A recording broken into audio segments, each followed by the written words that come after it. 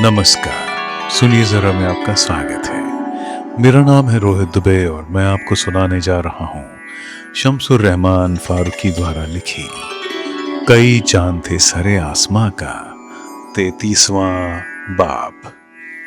गर्दिशे खामा ए नक्काश। वजीर खानम को उस रात जो देखता वो अपने कपड़े फाड़कर दीवाना हो जाता या फिर सर को दरबान की मेहरबानियों का एहसानमंद बनाकर उसके दरवाजे पर पड़ा रहता। लेकिन दीदार के इस मोती को शमसुद्दीन अहमद खां के नसीब के खजाने की जीनत बनना था और उन्होंने बड़ी हद तक इसके लिए खुद को तैयार कर रखा था। लेकिन वह मंजर तो उनकी चाह बल्कि उनके ख्वाबों से बढ़कर था। यह खबर सुनते ही कि वजीर खानम की सवारी कोठी के अहाते में दाखिल हो गई है, उनके दिल ने बेख्तियार चाहा कि दौड़कर बाहर आइए और सवारी के साथ चलते हुए उन्हें सदर दरवाजे तक लाइए, फिर अपने हाथों से उन्हें उतारिए और दीवान खाने तक ले चलिए।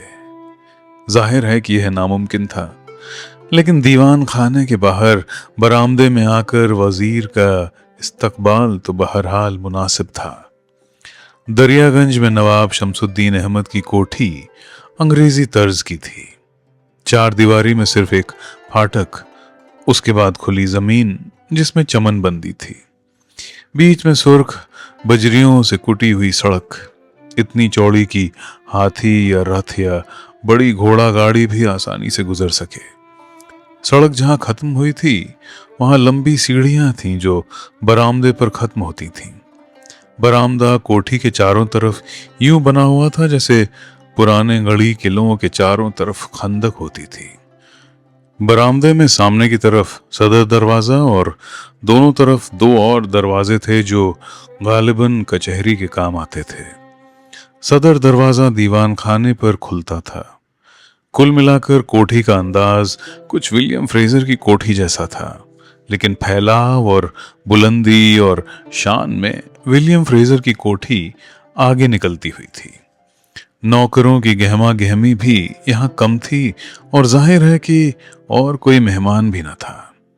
एक तरह का सन्नाटा सा छाया हुआ था, गोया खुद कोठी भी सांस रोके देख रही हो कि अब क्या सामने आता है। दीवान खाने में दाखिल होते ही मालूम होता था हम अंग्रेजी तर्ज के तामीर, बनावट और रहन सहन के तौर तरीके सब बाहर ही छोड़ आए हैं। पहली बात तो यह है कि सदर दरवाजा जो खुद मेहराब जैसा था, एक और मेहराबी दरवाजे पर खुलता था। गुंबदी मेहराब के अंदाज पर बना यह दरवाजा हर मानी में ताजदार दरवाजा कहे जाने का हकदार था। इस दरवाजे के शागिर्दे यानी नौकरों के बैठने की जगह संग पाए जर, जो कि फिरोजी रंग का संगमरमर की किस्म का एक पत्थर होता है, उसके थे। उसकी दीवार और खुद उस दरवाजे के दोनों पट मुगल तर्ज के काम से पटे हुए थे। दोनों किवाड़ एक ही तख्ता तराश कर बनाए गए थे। उनमें बीनी या पुश्तीदान, पीछे की पट्टी, कुछ न था। सब कुछ नक्काशीदार था और नक्शो निगार में हरापन लिए नीले, सुनहरे और सफेद रंग की इस कदर बहुतायत थी कि मालूम होता था दरवाजा और दीवार नहीं बल्कि एक डाल का नगीना है जिसमें किसी हैरत अंगेज कुदरती चमत्कार की वजह से ये सारे रंग समा गए हैं। दरवाजा कहने को तो संदल और शीशम की लकड़ी का था, लेकिन उस पर हाथी दांत के हल्के चौकोर टुकड़ों को खपरे की तरह या आज की जबान में टाइल की तरह बनाकर दरवाजे के पल्लों पर चिपकाया गया था और हाथी दांत की इन खपरेलों को भी इसी तरह के नक्शो निगार से भर दिया गया था। यह कहना मुश्किल था कि खपरेल बंदी के कारीगरों की तारीफ की जाए कि उन्होंने इस सफाई से हाथी दांत के टुकड़े चिपकाए थे कि कहीं कोई झिरी, कोई सांस न थी। लगता था खपरेलों को घाट बनाकर दरवाजे के पल्लों में जड़ दिया गया हो। सारा काम इस सफाई से हुआ था कि बंद दरवाजे पर दीवार ही का गुमान होता था। या फिर उन नक्काशों की तारीफ की जाए जिन्होंने हाथी दांत पर नक्श इस तरह और ऐसे रंगों से उभारे थे कि मालूम होता था ये चीनी की खपरेले हैं। दरवाजा बहुत ऊंचा और कई हाथ चौड़ा था, लेकिन उसकी दीवार और मेहराब इससे भी बहुत ऊंची थी। यही वजह थी कि रंगों और फूल पत्तियों की इस बहुतायत के बावजूद कुछ भी जहनी भारीपन या आंखों पर बोझ होने का असर नहीं छोड़ता था। इस दरवाजे के पीछे फर्श कोई हाथ भर नीचा था। इस तरह का दरवाजा सही मानों में आस्ताना बन गया था। अब यह दाखिल होने वाले पर था कि वो कितना चौकन्ना और फुर्तीला है कि फर्श की नीचाई को देख ले और उसके कदम न लड़खड़ाएं। दरवाजे के सामने मखमली चादर के ऊपर मूंज की मोटी चटाई पावदान के तौर पर थी। कमरे में दाखिल होते ही सबसे पहली चीज जो ध्यान खींचती थी वह थी रोशनी का एहसास।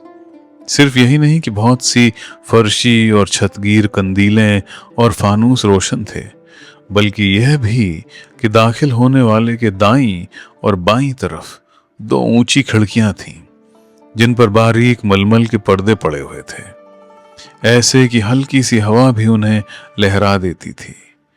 खिड़कियों पर कोई जाली या सलाखें न थी।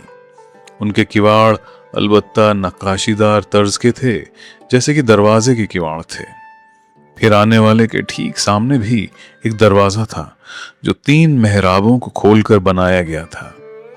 उस तरह की वहां दीवार न थी, सिर्फ जालीदार मेहराबें थीं। तीनों मेहराबें अलग अलग तर्ज की थीं।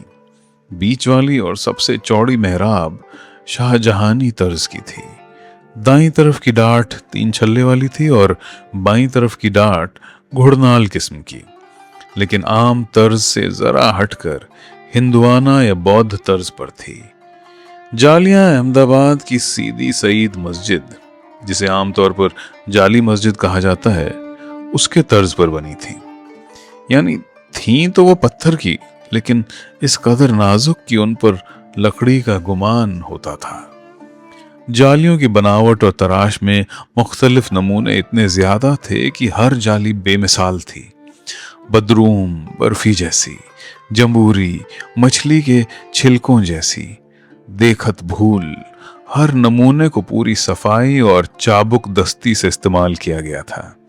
जालियों के पीछे बाग या यूं कहें कि अंदर के चमन का एक हिस्सा नजर आता था।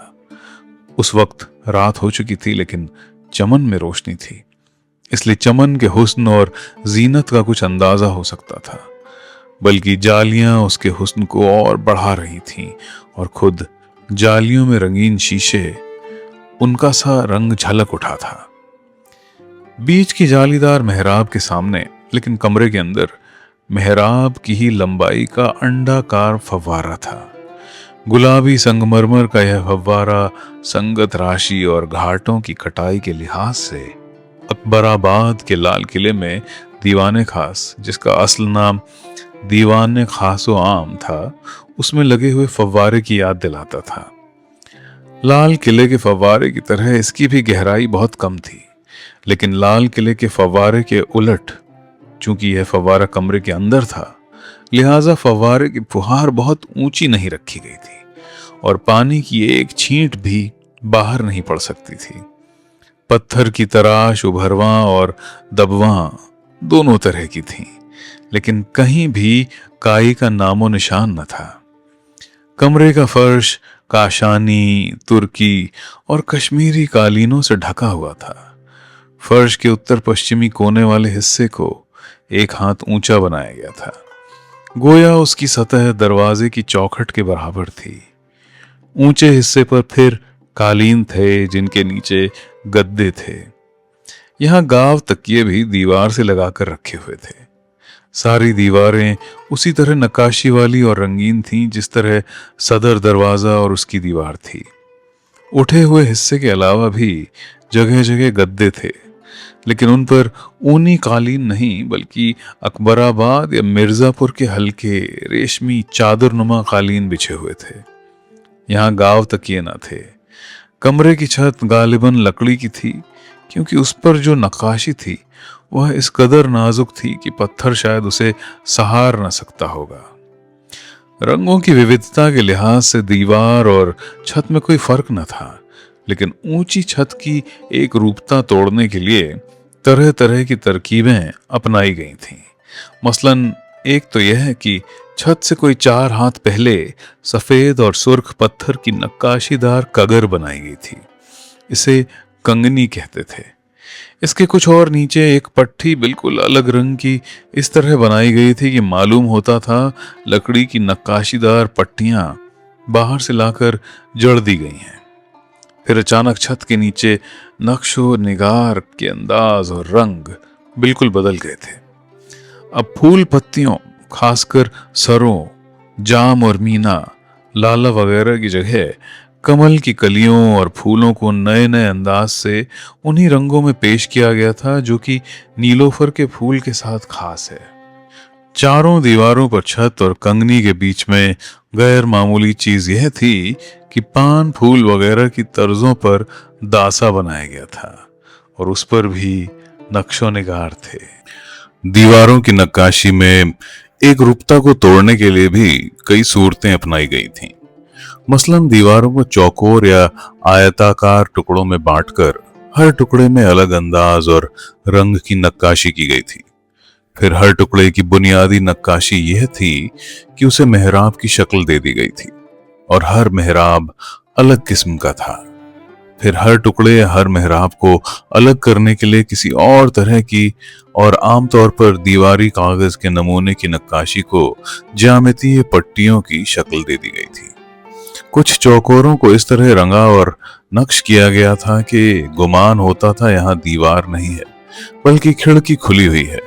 छत की नक्काशी में भी एक रूपता को कुछ और खत्म करने के लिए ऐसी ही तरकीबें इस्तेमाल की गई थीं। सारी छत रेखता की थी और निहायत पस्त बादामी डांट पर कायम थी। उसमें कोई खंबा या अड़वार न थी। ऐसी छत को लदाव की छत कहते थे। रंगों, तस्वीरों और ज्यामितीय नमूनों की इस कदर बहुतायत के बावजूद कमरे में बोझलपन बिल्कुल न था। लेकिन अगर होता भी तो कमरे के बीच में जरा दाईं तरफ को फर्श का एक टुकड़ा असली सब्जे का था, यानी वहां घास उगाई गई थी।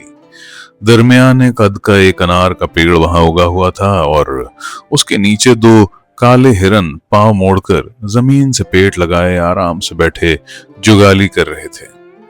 अनार के दरख्त की उल्टी तरफ यशब का बना हुआ हरापन लिए हुए चीनी तर्ज का फर्शी फानूस था जिसमें 24 शमें रोशन थीं।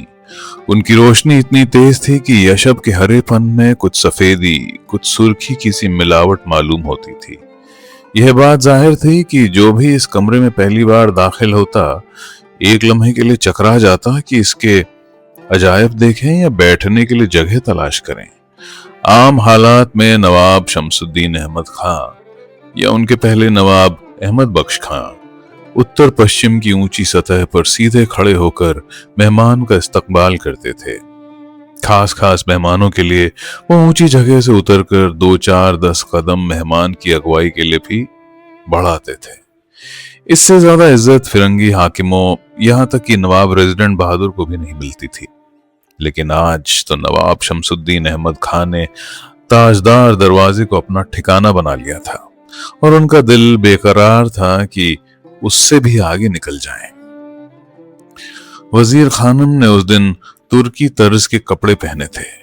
पांव में आसमानी रंग की काशानी मखमल और हिरन की खाल की नोकदार शिराजी। ये दिल्ली में बनती थी लेकिन शिराजी कहलाती थी। जूतियां बहुत पतली एड़ी और लंबी दौड़, दीवार बिल्कुल न थी और न अड्डी। अड्डी मतलब जूती का पिछला हिस्सा जो एड़ी को ढकता था। एड़ियां खुली हुई थीं। जूतियों की नोकें भी शक्करखोरे की चोंच की तरह बहुत लंबी और ऊपर उठी हुई थीं और उनके सिरे पर जंगली मुर्गे के सुर्ख बीर बहूटी जैसे पर के तुर्रे थे। जूतियों के हाशियों पर बारीक बेल थी जिसमें सफेद और सुनहरे पुखराज टके हुए थे। आदमी जूतियों की शब देखे तो देखता ही रह जाए, लेकिन उसके आगे का मंजर देखने के लिए शेर का कलेजा और तेंदुए की बेहयाई दरकार थी। ढाके की मलमल का पजामा, इस कदर बारीक कि कूल्हों के गोले और रानों की लकीरें साफ नुमाया थीं। देखने वाले को मौका मिलता या हिम्मत जुटाकर वह कुछ देर खड़ा रहता तो दो काले सूरजों के बीच की लकीर की भी झलक वह कभी कभी देख सकता था। लेकिन नहीं, अगर यह पजामा इस कदर बदन को दिखाने वाला था तो फिर सामने वाले को पेड़ू का उभार और मीठे पानी के कुएं पर संदल की पट्टी यानी कोए जहरा का उभार और नाजुक ढलान भी झलक मारती नजर आ सकती थी। लेकिन सामने का मंजर तो बिल्कुल समतल नजर आता था। सिर्फ पेट, जिसे मखमली आसमान या मिथुन का नक्षत्र कहें, जरा एक हल्के से इशारे की तरह कौंध जाता। यह तो 9-10 बरस की लड़की के लिए ही मुमकिन था कि आगा ऊंच नीच से इस कदर खाली हो। हकीकत यह थी कि पजामे के नीचे एक और जेर जामा था, बिल्कुल बदन के रंग का, और इस कदर चुस्त की बदन से चस्पा होकर रह गया था। लेकिन वह बदन के भेदों को इस तरह उभार देने वाला न था कि सब कुछ ना सही, सामने के कुछ राज तो खुल जाने के लिए मचलते नजर आते।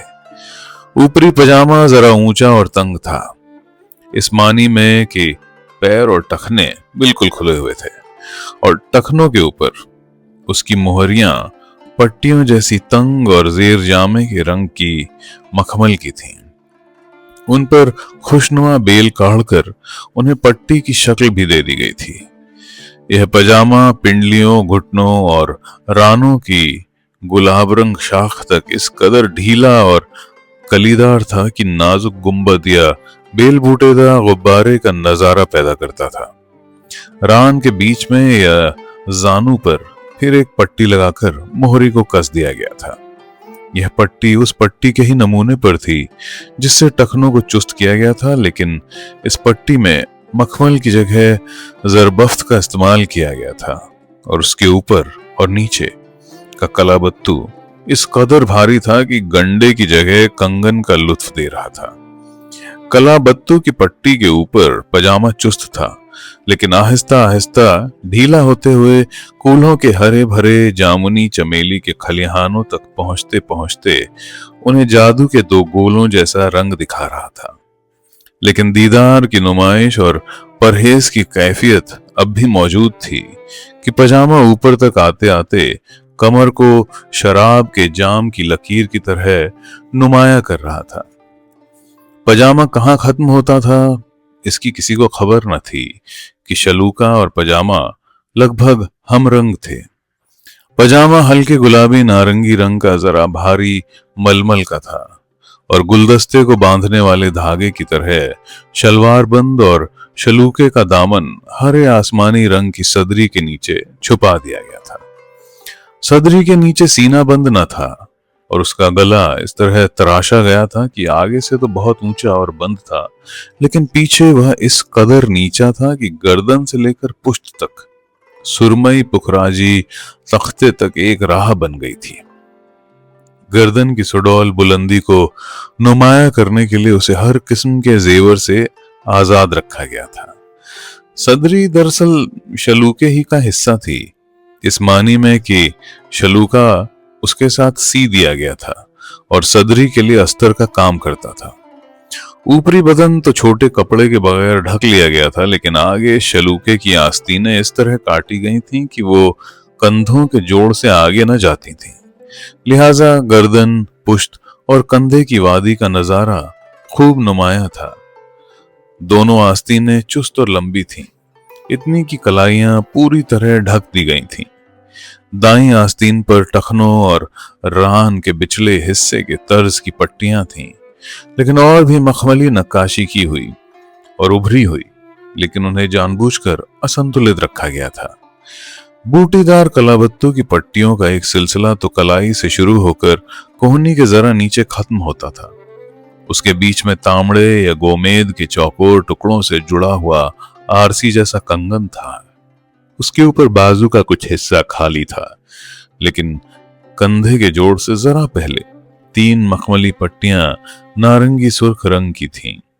बाकी आस्तीन पर पजामे के रंग की छोटी बूटियां और जर्द रंग की बड़ी बूटियां थीं, जिन्हें सुर्ख दायरों में घेर दिया गया था। उन बूटियों के अंदर भी पजामे के रंग की तीन तीन बूटियां थीं, जिस तरह के इंसान के चेहरे की हल्की सी झलक पैदा हो गई थी। इसके बरखिलाफ दाईं आस्तीन कोहनी के नीचे तक पट्टियों से खाली थी। इस पर सिर्फ वही पजामे के रंग की छोटी बूटियां और जर्द रंग की बूटियां थीं, जिनका बयान अभी किया गया।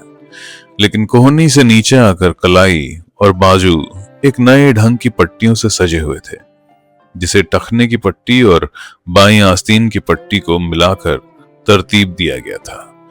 कोहनी के नीचे जहां यह पट्टी शुरू होती थी, तीन लड़ों की बहुत ढीली मूंगे की माला, जिसके नग बिल्कुल पीले, गुलाबी, नारंगी रंग के थे, इस तरह बांधी गई थीं कि उसका सिरा कलाई से बंध गया था।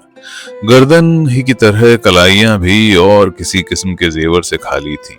हाँ, दाएं हाथ के अंगूठे में मटर के दाने के बराबर प्याजी रंग के रंगूनी याकूत सितारे की एक अंगूठी और उसी हाथ की तर्जनी में जमरूद की 2 अंगूठियां थीं।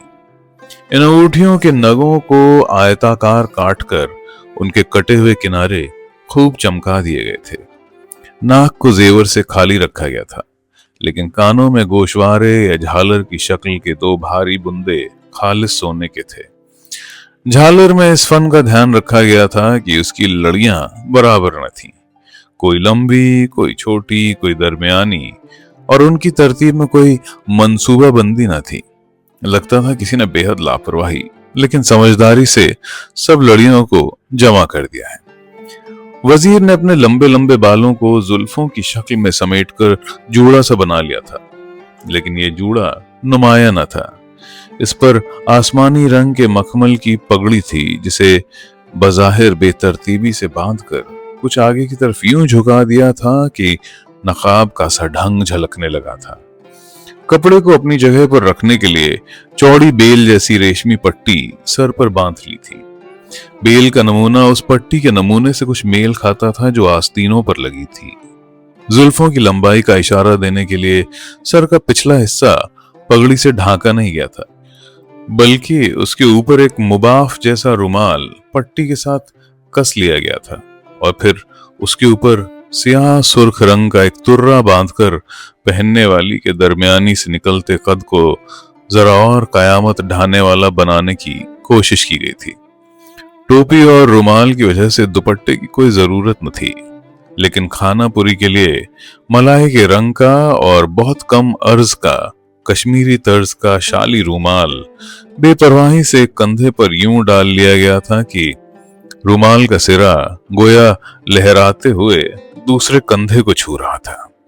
सामने का बदन, जैसा कि हम देख चुके हैं, पूरी तरह नहीं तो बहुत हद तक पर्दापोश था, लेकिन एक नाजुक सी बिजली जैसी कटार बेमयान एकदम नंगी उसकी कमर से लटक रही थी, इस तरह गोया नाफ की तरफ इशारा कर रही हो। लेकिन उसके राज को समझने वाले लोग शमसुद्दीन अहमद के भी तबके में नीले आसमान में बिजली की चमक की तरह कोई कोई ही थे। तो दोस्तों, ये था कई चांद थे सरे आसमां का 33वां बाब। अगला बाब हम जल्दी लाएंगे। आप लाइक, सब्सक्राइब और शेयर करना मत भूलिएगा। सुनने के लिए शुक्रिया।